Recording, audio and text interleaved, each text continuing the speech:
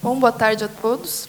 Agradeço muito à doutora Luciana por toda a atenção dela nesse evento. Para mim é uma grande honra estar aqui hoje, podendo compartilhar com vocês um pouco da minha experiência, um pouco da minha trajetória de estudos e também enquanto psicóloga clínica. Bom, eu sou mestre e sou doutoranda em educação, então já há alguns anos eu tenho trabalhado sobre o tema da violência sexual. É um tema que particularmente sempre me tocou desde a graduação em psicologia. Eu me graduei também em direito, sou advogada também, mas o meu ofício mesmo é a psicologia clínica, é o que eu realmente gosto, é o que eu já trabalho há alguns anos. E tive aí a experiência, né, de trabalhar com muitas vítimas de violência sexual. O que me tocava muito eram sempre atendimentos muito difíceis. E isso me intrigava e isso me levou a querer entender um pouco mais sobre o fenômeno na pesquisa, né, no mundo acadêmico. E aí que eu entrei no mestrado e no doutorado. E esse tem sido o meu foco de pesquisa já há algum tempo, principalmente no que toca à formação de profissionais para atender a criança vítima de violência. A presença de cada um aqui hoje é muito importante. Eu acredito no papel de cada pessoa quando se achega, né, ou quando tem algum contato com a criança ou adolescente, o papel de cada profissional é muito importante. A maneira como ela vai ser recebida, como ela vai ser escutada, como ela vai ser direcionada, é fundamental para ajudar ela a sair, né, daquele lugar de dor. E é por isso que eu trabalho assim, com tanta ênfase nesse tema. Eu estive recentemente no Canadá, fui para Montreal pelo doutorado. Foi uma oportunidade muito rica também. E eu pude perceber que lá eles têm, muito parecido com a gente, essa vontade de trabalhar com a formação de profissionais. Também há uma lacuna muito grande na formação dos profissionais e é necessário que a gente melhore cada vez mais, né? Hoje, o meu objetivo aqui é conversar com vocês sobre a violência sexual, contextualizando ela enquanto fenômeno, e trazer um pouco do aspecto legislativo e o quanto a gente vem caminhando em sentido de garantias do direito da criança e do adolescente, e também trazer os aspectos psicológicos dessa violência. Eu vou trazer um breve relato de caso que eu atendi já há alguns anos, para, de alguma forma, contextualizar tudo isso que vocês vão perceber agora, tanto do aspecto legislativo quanto dos aspectos psicológicos. A violência ela é um problema mundial, né, um problema de saúde pública. Geralmente ela está relacionada com uma relação de poder com aquele que comete a violência. Ela pode ocorrer na forma física, psicológica, sexual ou negligência.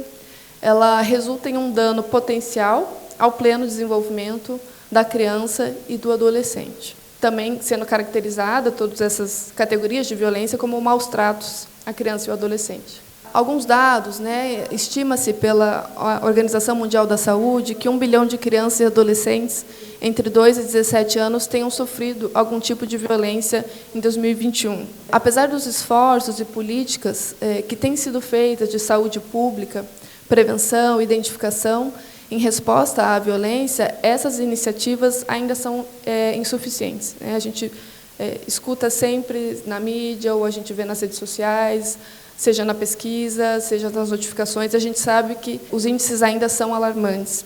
É claro que agora a gente tem mais informação e as pessoas hoje conseguem notificar mais a violência, o que às vezes dá a impressão de que está aumentando, mas a gente sabe que o índice ainda é alarmante e que ainda há muito a ser feito para proteger a criança e o adolescente. A legislação brasileira ela tem, né, trazido ordenamentos importantes para proteger a criança e o adolescente. É também um resultado de lutas sociais e políticas.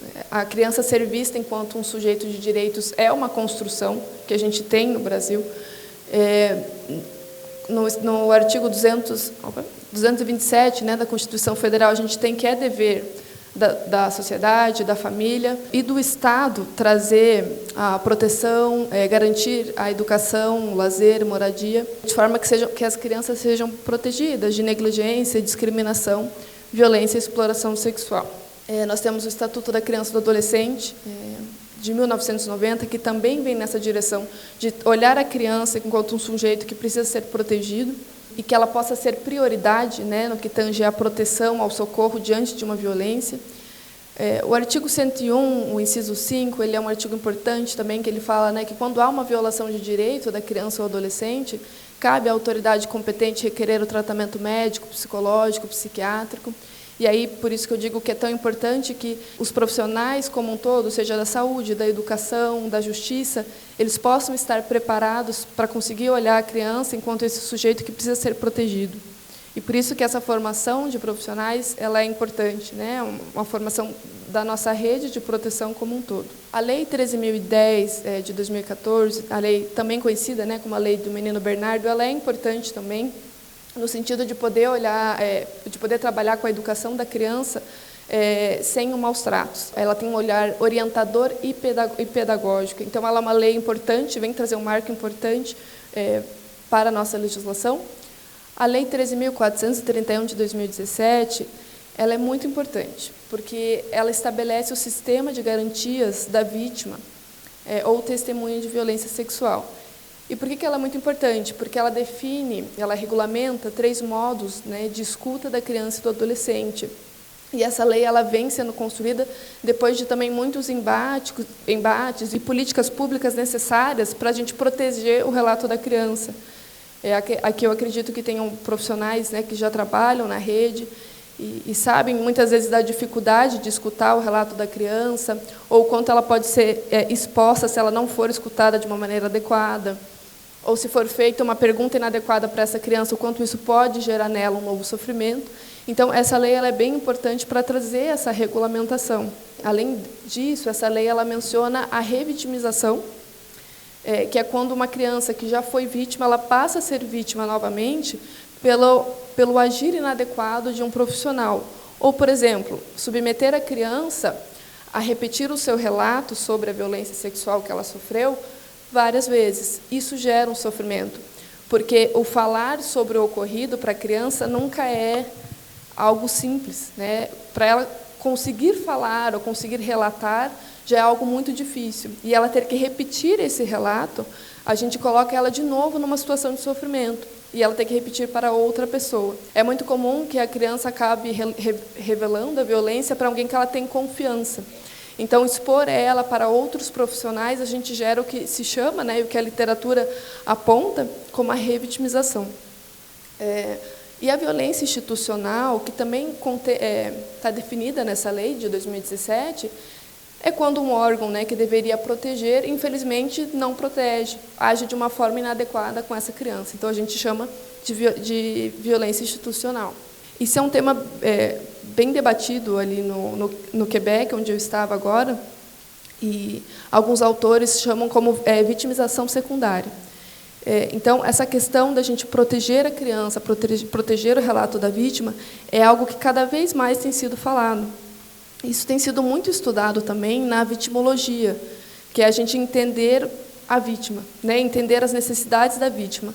Uma vez que ela relata, ela precisa ser protegida e aparecem outras necessidades que essa vítima tem. Eu me lembro, quando eu atendia, né, uma criança vítima de violência, ela chegava para mim com uma queixa, e a gente ia olhar para o cenário familiar dela, você via quantas outras coisas precisavam ser ajustadas para que ela pudesse ser protegida.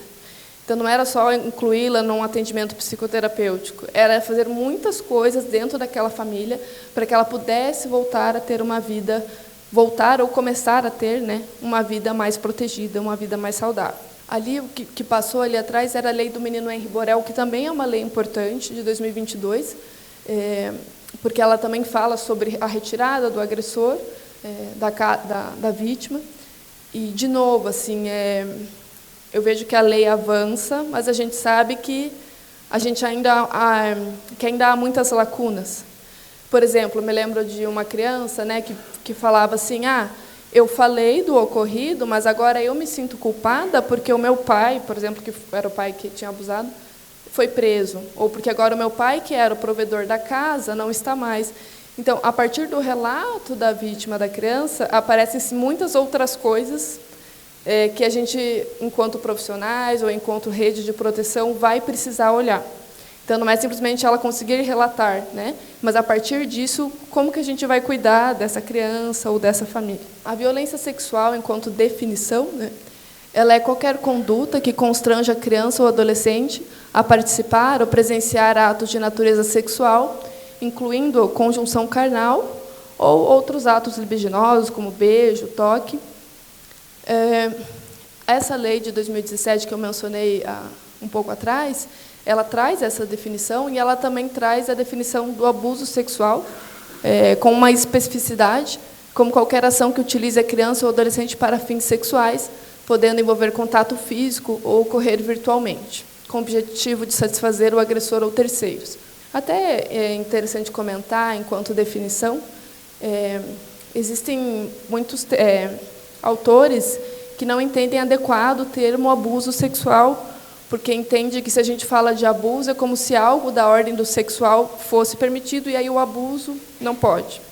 Mas isso é uma corrente de alguns autores, existem outros autores que entendem que não.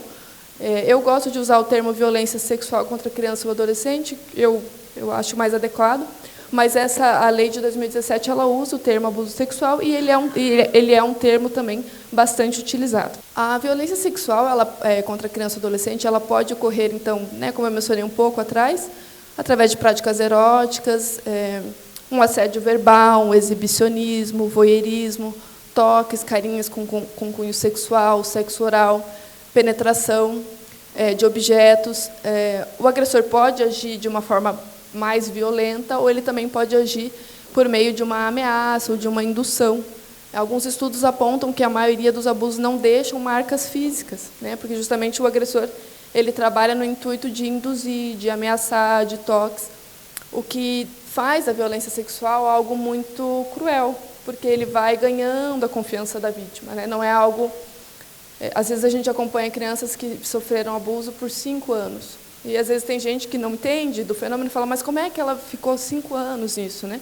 Porque é um trabalho que o agressor tem, né? É uma coisa que ele vai ganhando confiança aos poucos. E, justamente, pelo local de ocorrência da vítima, é que, geralmente, essa violência demora tanto tempo. Geralmente, ela ocorre dentro do lar familiar ou por pessoas conhecidas da criança. E, geralmente, pessoas que têm a confiança da criança ou dos pais.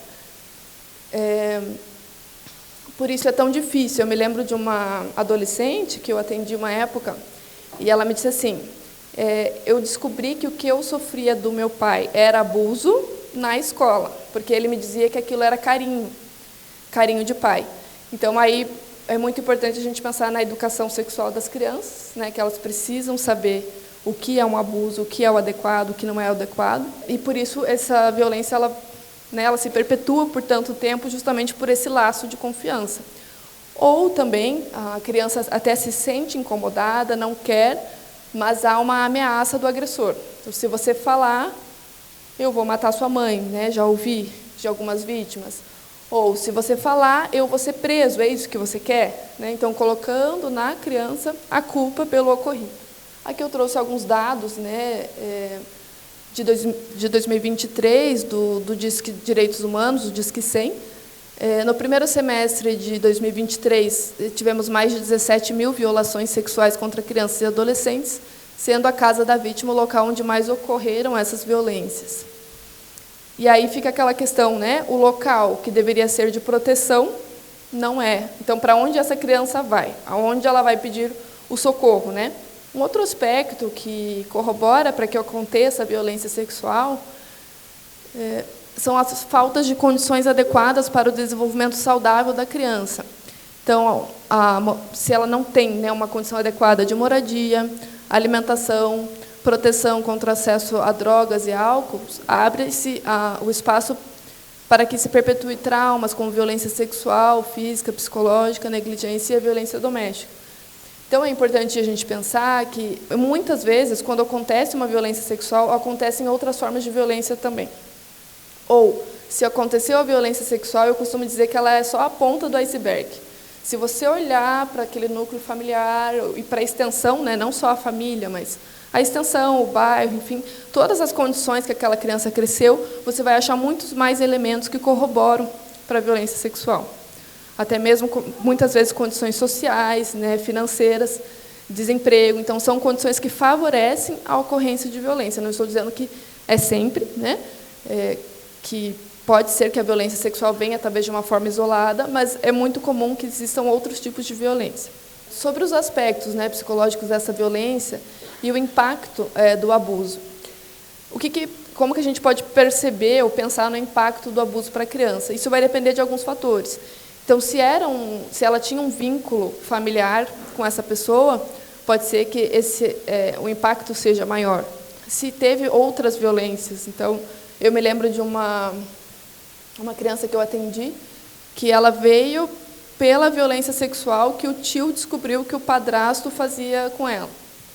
Mas, quando eu comecei a atender ela em psicoterapia, ela me trouxe um diário. E, nesse diário, ela desenhava ela e as cenas de violência que ela sofria. E era muito triste, era muito forte de ver, mas ela desenhava de forma muito, muito clara. Assim, então, esse era um caso, né, que ela veio pela violência sexual ali como rede de proteção, foi o que apareceu na notificação, mas ela vinha sofrendo uma série de maus tratos. E aí, quando a gente pensa no impacto psicológico, né, eu nunca vou esquecer de uma frase que ela dizia assim: eu queria dar uma descarga na minha cabeça. Ela queria esquecer tudo o que ela tinha passado. E ela desenvolveu também um prejuízo cognitivo.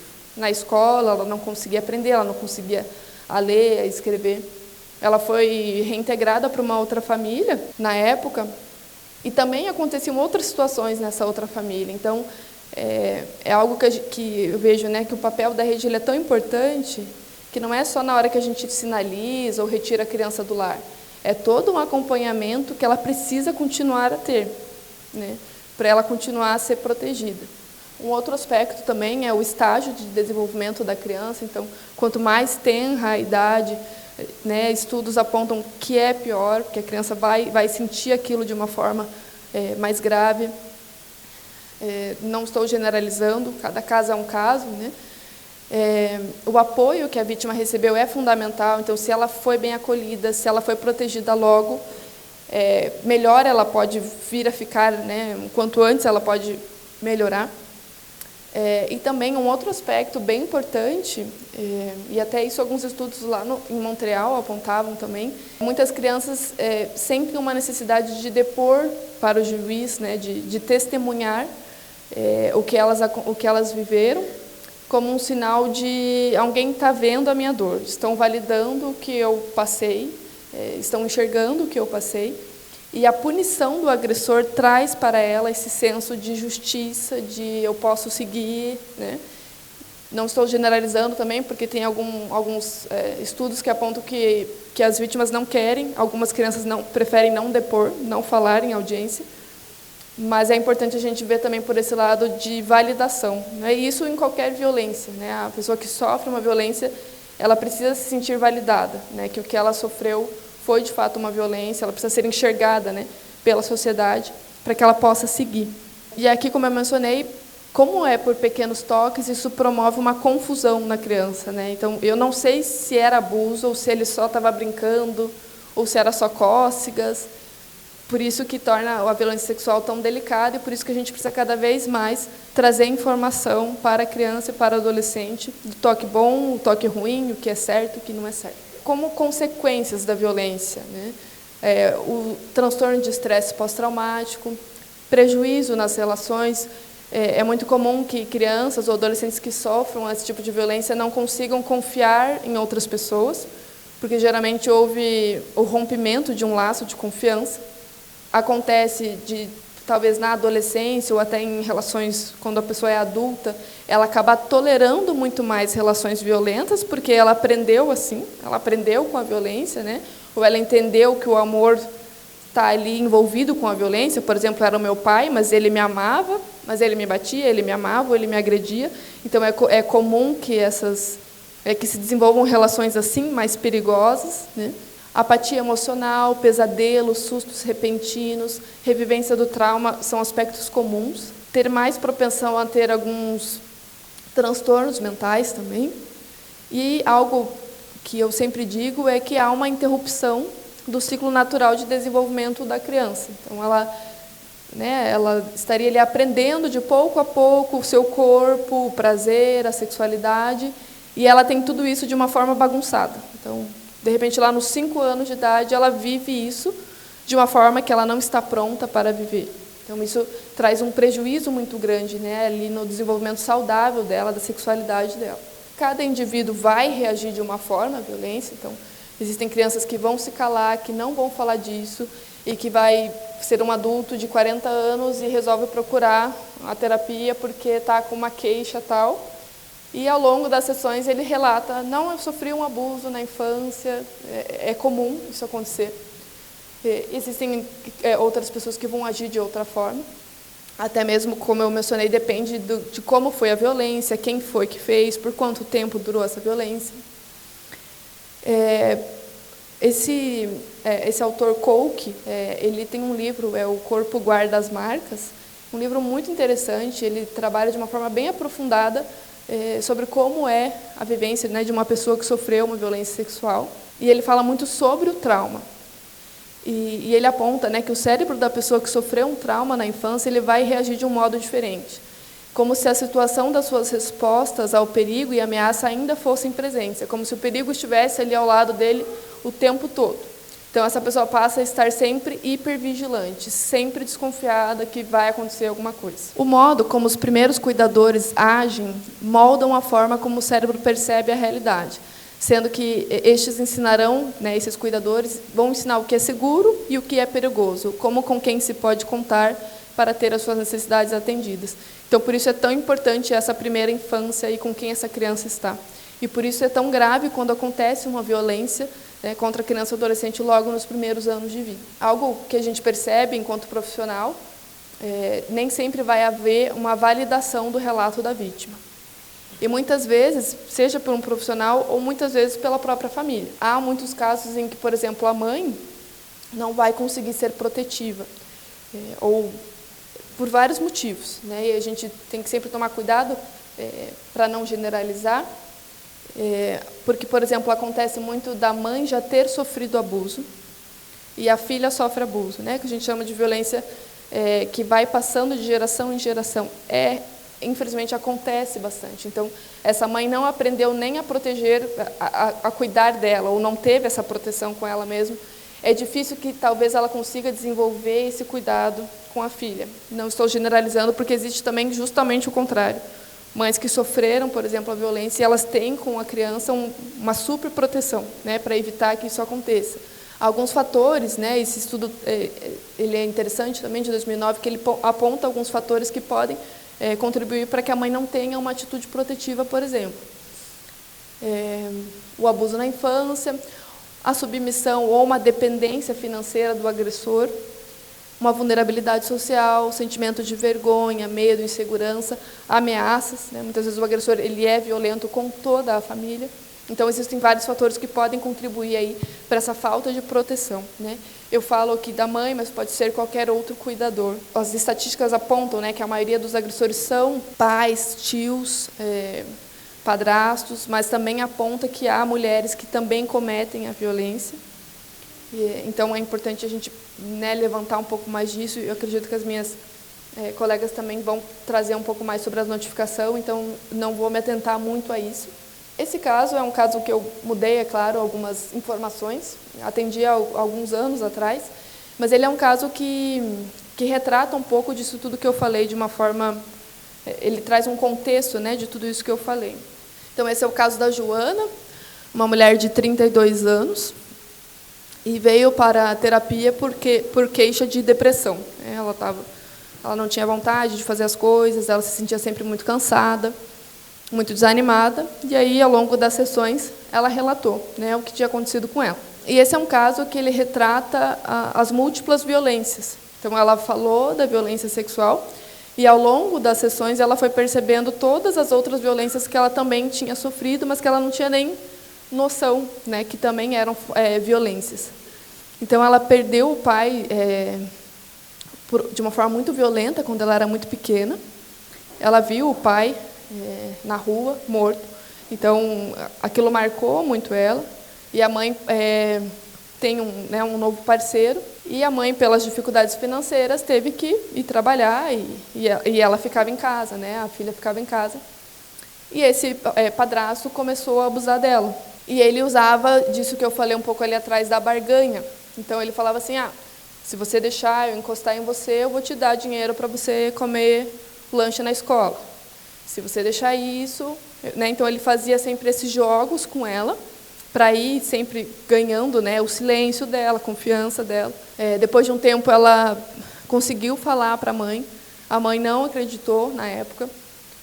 E aí, né, ela contando um pouco da mãe, dá para entender também todo o contexto da mãe, mas a mãe não conseguiu ali proteger ela. Então, foi uma história marcada por muita violência, né, e eu digo que o sofrimento da vítima ele é singular, porque ela tinha muita raiva da mãe, né, porque ela falava assim, a minha mãe não acreditou em mim. Então, é algo que a gente precisa entender o caso a caso, como cada um vai sofrer, como cada um vai lidar. O meu objetivo hoje aqui é trazer para vocês um pouco dos aspectos psicológicos, né, que acontecem na vida de uma vítima de violência. Não tem um certo, não tem um errado, mas sim que vocês possam entender tudo que pode acontecer, né, dentro do mundo daquela pessoa que foi vítima, tudo que passa, né, por ela. Depois, enfim, ela conseguiu seguir, a mãe separou, enfim, do padrasto, enfim, ela conseguiu seguir a vida dela. E aí, no casamento, ela começa a ter problemas sexuais. E aí ela dizia, vem flashes do meu padrasto, eu acho que é o meu padrasto ali, eu não consigo ter relação sexual satisfatória, não consigo ter prazer. Então, uma série, né, de consequências que estavam ali atreladas ao que ela viveu, né, na infância e na adolescência. Do caso dela, foi possível perceber que ela não tinha uma rede de apoio, ela não tinha uma família externa ou alguém que ela pudesse pedir um socorro. Então, ela acabava ficando isolada naquele meio de violência, e por isso é tão importante, né, que a gente possa olhar a violência e todos os aspectos que estão envolvidos, não só o núcleo familiar, né, mas a rede, o bairro, tem programas que protegem a criança, como que é a escola, como são as atividades, espaços, né, que a criança ou o adolescente possam ali interagir com outros e sinalizar que está acontecendo alguma violência. Então, isso é muito importante para conseguir, o quanto antes, a gente proteger a vítima. Quando a gente pensa em tudo isso, a gente pensa, então, formas de prevenção. A prevenção primária, né, se a gente for categorizar entre a prevenção primária, secundária e terciária, a primária seria eliminar ou reduzir os fatores sociais, culturais e ambientais que favorecem a violência, que é como eu falei agora, né? Então, desde dar condições adequadas de moradia, de alimentação, programas sociais, possibilidades para que a criança se desenvolva num espaço com cultura, lazer, educação. E para os pais também, né, que os pais tenham um acompanhamento, que os pais também tenham oportunidades. A gente favorece um ambiente mais seguro. A secundária, quando a gente consegue detectar precocemente uma situação de risco, impedindo atos de violência ou repetição. Então, por exemplo, o papel do professor é muito importante na escola, porque ele consegue perceber, puxa, o fulaninho vinha sempre para as aulas e parou de vir. Ou, nossa, ele está estranho, ele sempre conversava com todo mundo, ele está estranho, ele está quieto, está isolado, não quer comer, por exemplo, na hora do lanche. Então, o papel do professor é sempre muito importante, porque ele muitas vezes acaba estando muito perto da criança, e muitas crianças confiam muito, né, nos professores, até por um desenho, ou falar, ou pedir, né, para conversar com o professor porque está acontecendo alguma coisa. Então, seria uma prevenção secundária, conseguir identificar que está acontecendo alguma coisa e conseguir fazer uma notificação, pedir ajuda para essa criança. E a terciária é fazer o acompanhamento integral da vítima e do agressor, como eu falei, né, um pouco ali. Não adianta só a gente retirar a criança do lar ou retirar o agressor, né? A gente precisa fazer todo um acompanhamento, não só da vítima, como desse agressor, né, para que isso não volte a acontecer, para que não haja, né, uma repetição do ato. E, enfim, capacitar os profissionais, né, sempre estar falando sobre isso. Esse evento de hoje, eu acho ele extremamente relevante. Essa troca é muito importante, porque é quando a gente consegue pensar o que a gente está fazendo, o que a gente pode melhorar, quais são as lacunas, como a gente pode ter mais informação. Trabalhar o tema da sexualidade nas escolas, né, é fundamental. Eu lembro que no Quebec isso era uma lei, é algo muito sério, eles trabalham desde pequenos.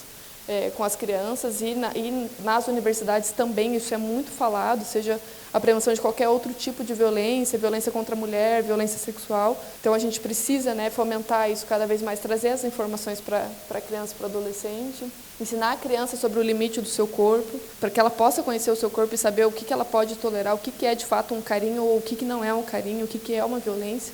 E, enfim, né, cada vez mais trazer capacitação, formação continuada, supervisão dos casos, né, supervisão em rede, diálogo em rede, isso é muito importante.